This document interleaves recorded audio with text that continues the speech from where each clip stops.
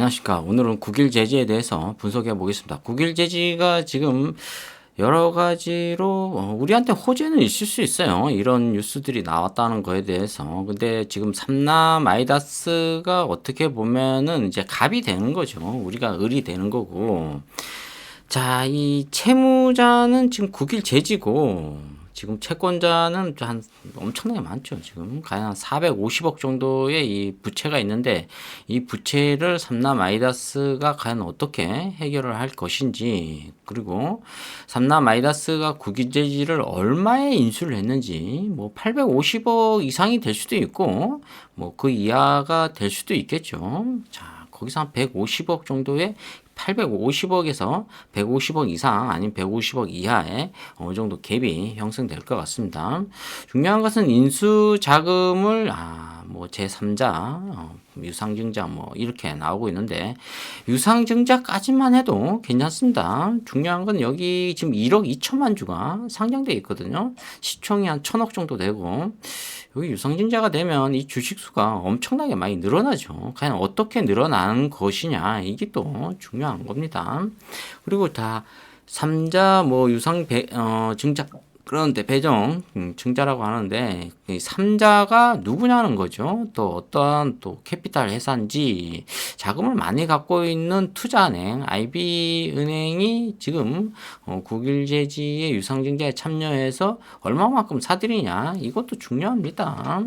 거기 뭐 50억을 살 수가 있고 또 뭐 100억을 살 수가 있고. 자, 이렇게 해서 요런 금액들이 있는데 제가 가장 염려되는 건 뭐냐면 이 시총이 1,000억이 지금 1,021억이거든요. 이 금액을 유지하면 우리한테는 정말 행운이라고 볼 수가 있습니다. 자, 가격은 얼마에 상장하는지 그런 건 중요하지 않습니다. 이거는 뭐 500원에 상장될 수가 있고 400원에 상장될 수가 있는데 이 시총만큼은 유지되기를 아주 저는 간절히 기도하고 있습니다. 자, 이거는 뭐 10억 주가 됐든 뭐 지금 삼성전자가 50억 주 정도 되나요? 그 정도 돼도 보통 뭐 4억 주, 뭐 40억 주 이렇게 돼도 큰 의미가 없어요. 근데 이 주식수가 많으면 이 식구들이 많아요. 그러면 이 호재가 나와도 이게 치고 올라가야 되는데 치고 올라갈 수가 없어요. 왜냐하면 물량이 어마어마하게 쏟아지거든요. 이거 다 받아주고 올라가야 된다고요. 그래서 주주환원 정책에서 어떤 걸 하냐면 주식수를 소각 처리해버려요.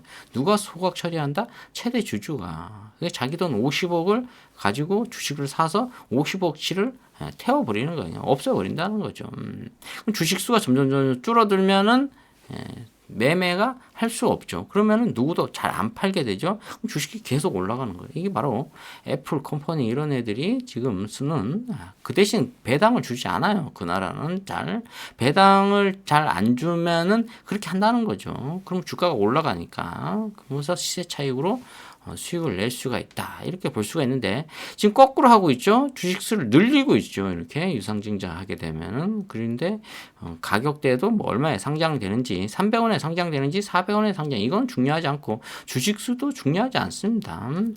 근데 이 시총만큼은 이게 만약 감자가 되면 이게 또 입장이 또 곤란하죠. 왜냐하면 이게 500억이 될 수가 있거든요. 그럼 내가 만약에 1,000만 원 주고 사면 500만 원이 되는 겁니다. 그럼 상당히 위험한 배팅이라고 볼 수가 있습니다.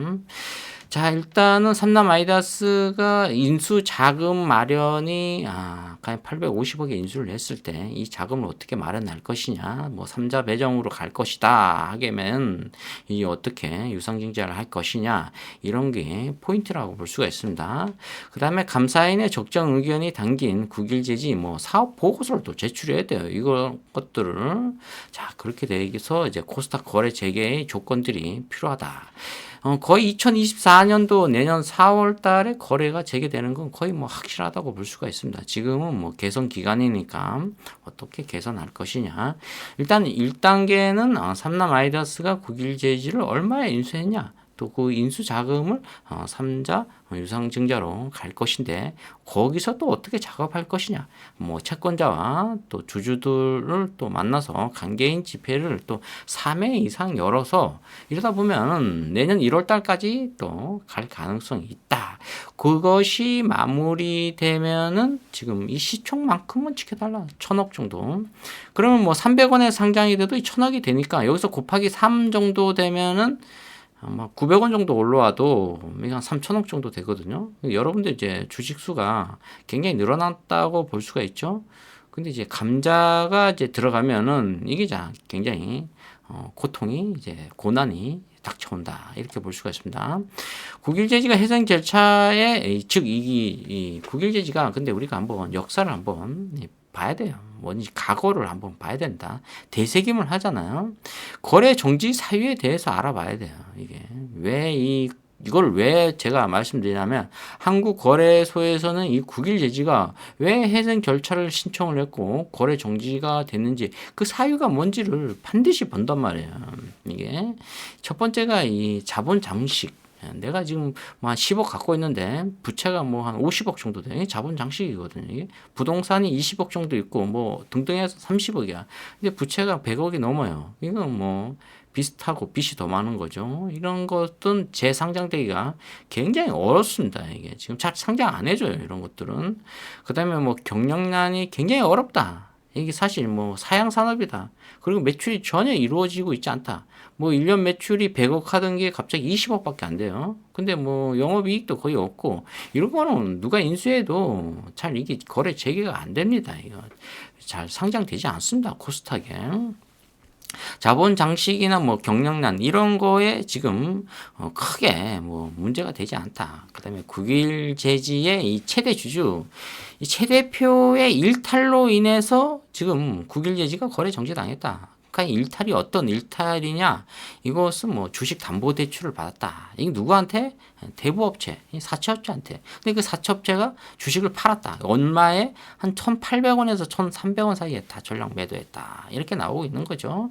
그 다음에 이걸 미공시했다는 거죠. 자기만 알고 있으니까. 그러니까 뭐 이게 문제가 심각한 거죠. 경영권 허위 매각 공시를 또 했다. 이건 누구죠? 이건 뭐 DK 의원하고 이건 저도 깜짝 속았습니다. 인생은 역시 사기예요.